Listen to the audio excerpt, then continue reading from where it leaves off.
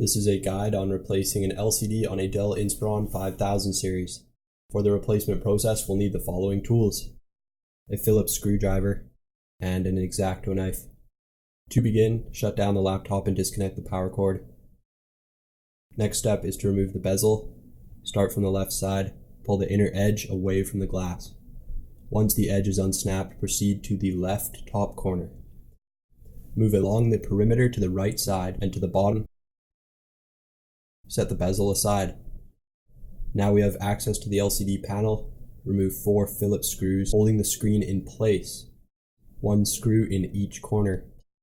Place the LCD panel on the keyboard. Using an X-Acto knife, peel off the tape securing the video connector. Open the connector's bracket. Using both hands, gently disconnect the video connector. Discard the old panel. Take the new LCD screen and place it on the keyboard. Using both hands, reconnect the video cable and close the bracket. Secure it with the protective tape. Caution: it is very important not to force any of the connectors. As well, you must not twist or slant the connector when plugging it in. Lift the screen up, aligning it with the screw holes. Replace the 4 Phillips screws.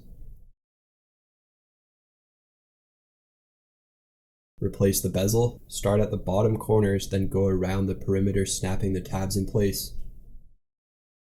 Snap the tabs near the hinge cover by supporting the back cover with one hand and firmly pressing it on the front with the other.